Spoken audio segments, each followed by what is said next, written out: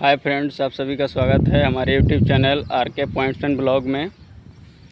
आज बहुत दिनों के बाद दोस्तों फिर से यूट्यूब चैनल पे उपस्थित हूँ और आज हम बात करेंगे रेलवे के अंदर पॉइंट्समैन पोस्ट के कर्मचारियों के वर्क प्रोफाइल के बारे में और जॉब प्रोफाइल के बारे में।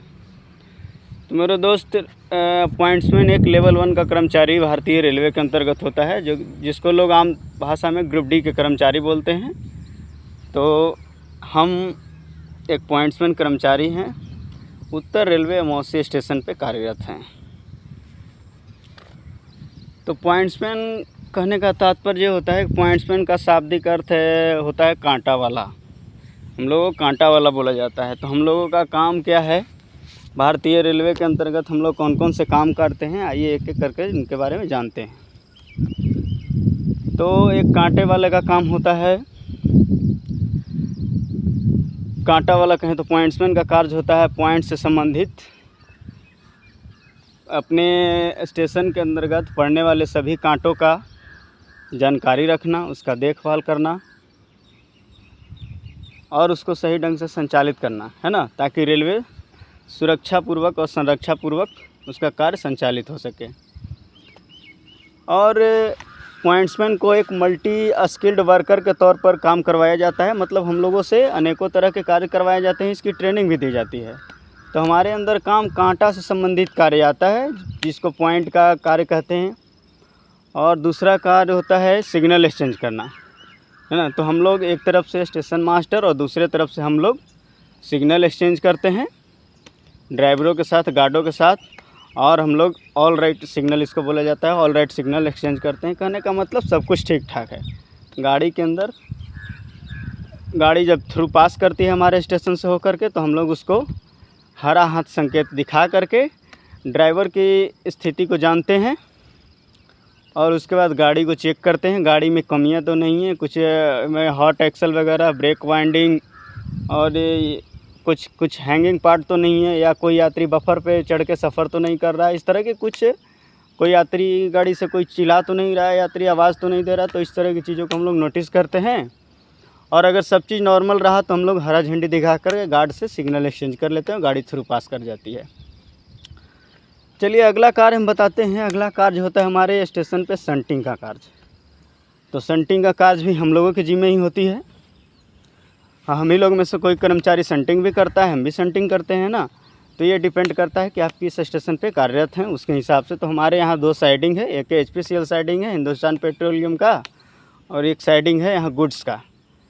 तो आप देख रहे हैं कि HPCL का साइडिंग है, जो टंकी अभी जा रही है साइडिंग में प्लेस होगी, और इधर साइडिंग है आपका गुड्स का। देखिए सामान सब ट्रक में भर के सब जा रहा है।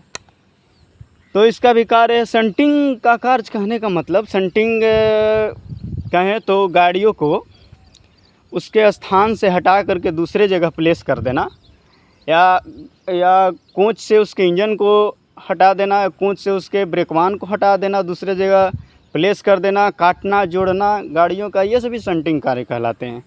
तो ये भी कार्य हम लोग ही करते हैं, गाड़ियों को काटने का काम, जोड़ने का काम, है ना। और एक जगह से दूसरे, एक लाइन से दूसरे लाइन में प्लेस करवाने का काम, ये हम ही लोगों के जिम्मे होती है। और भी कुछ कार्य ऐसे होते हैं, जैसे पेपर वर्क से संबंधित जो भी अथॉरिटी देने का काम होता है। जैसे सिग्नल अगर फेलियर चल रहा है तो अथॉरिटी बेस पे हम लोग गाड़ी को पास करवाते हैं, अथॉरिटी देते हैं। और ये सभी कार्य हम लोगों के अंतर्गत आते हैं। अब बात करेंगे ड्यूटी के रोस्टर के टाइम की बात करेंगे, कितने घंटे क्या टाइमिंग रहता है हम लोगों को ड्यूटी की। तो मैं दोस्त आपको बता देना चाहूँगा कि ये ड्यूटी भारतीय रेलवे के अंतर्गत ये सेक्शन पे डिपेंड करता है कि आपकी जॉब किस सेक्शन में है, उसकी रोस्टर क्या चल रही है, उसका स्टेशन का वर्किंग टाइम क्या है। उस हिसाब से गाड़ियों के आवागमन के हिसाब से ये तय किया जाता है कि यहाँ का रोस्टर कितना रहेगा। तो हमारे स्टेशन पर रोस्टर है 8 घंटे कर्मचारियों का ड्यूटी लगता है, जो कि 0 से 8, 8 से 16 और 16 से 24, है ना। और प्रत्येक रोस्टर, जैसे 7 दिन के बाद रोस्टर जब ख़त्म होती है तो हम लोग को रेस्ट लगता है, एक रेस्ट दिया जाता है ना। बाकी जो हम लोगों के रेस्ट होते हैं वो 1 साल में 30 LAP होते हैं, 10 CL होते हैं, कैजुअल लीव, आकस्मिक लीव मिलते हैं। तो इस तरह से 40 हम लोग लीगल है, और बाकी आप अलग से सीख वगैरह ये सब मिलता है। तो यही जॉब प्रोफाइल है। कुल मिलाकर ग्रुप डी के अंदर कहें तो अच्छा पोस्ट है। और पॉइंट्समैन के कार्य आप लोगों को कुछ ठेठ भाषा में बताएं ही। अब जैसे कार्य कुछ, अब थोड़ा सा बात कर लेते हैं पेमेंट वगैरह का। तो पेमेंट वगैरह का है कि हम लोग 18,000 पे ग्रेड पे हम लोग भर्ती हुए हैं। बेसिक हम लोग का 18,000 है। उसके बाद अलाउंसेस अभी 42% चल रहे हैं, तो 42% जोड़ लीजिए और उसमें HRA जोड़ लीजिए। HRA जैसे अभी हम लोग का लखनऊ डिवीज़न में है, लखनऊ के नज़दीक हैं, तो लखनऊ का HRA मिल रहा है, मीन्स 18% HRA मिल रहा है।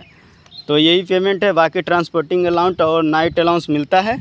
तो कुल में प्रारंभिक अगर वेतन कहें पॉइंट्समैन कर्मचारी के, ग्रुप डी कर्मचारी की, तो 30 + 2 मान लीजिए या 30 - 1 मान लीजिए, यानी कि 29, 32, 30 यही रहेगा आपका प्रारंभिक पेमेंट।